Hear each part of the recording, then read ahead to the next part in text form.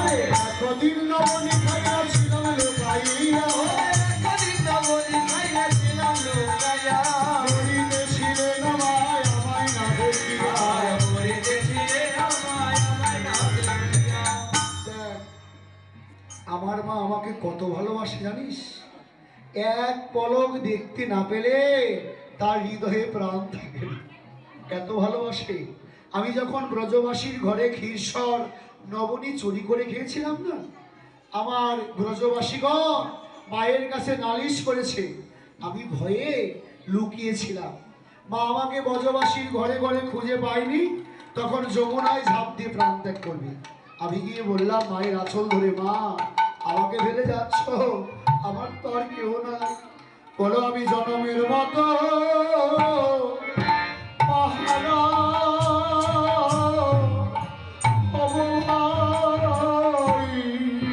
আমি জনমের মতো মা,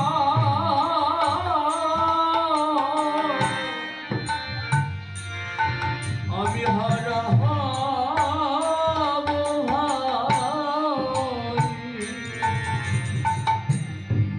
আমি জনমের মতো মা, হারা হব ভাই। এমন শান্তির বাসা শ্রীরামের মাতৃ অঞ্চল, আমি যে জনমের মতো মাহারা হব ভাই। এমন শান্তির বাসা আর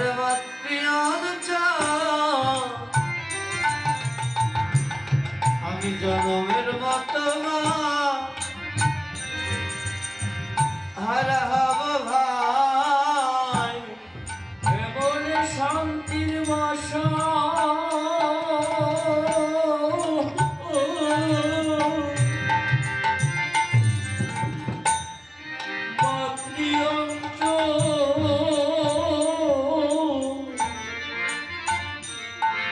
আমি জনমের মতো মা, হারা হব ভাই। মাহারালে কি আর খুঁজে পাবো তারে, মহারাজ বাবা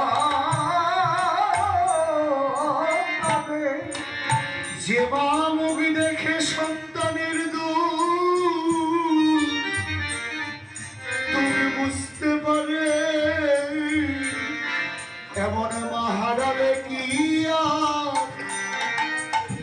সিদামে পাবো তারে। যেজন মুখ দেখিলে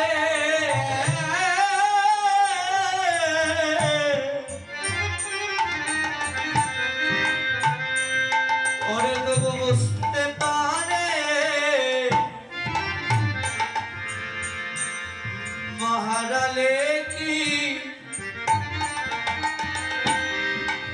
খোঁজে পাবো তারে। সিদামে মাহারা সন্তান হইল না, এই জগতে মহারাজ কানু যারা ওই না পথে পথে ভুলে থালো জগতে পাহারা সন্তান যারা। পথে পথে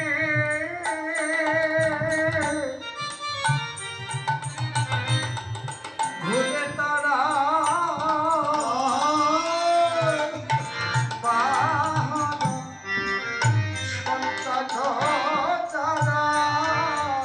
কানাই এমন করে নয়নে জলে কাঁদছে।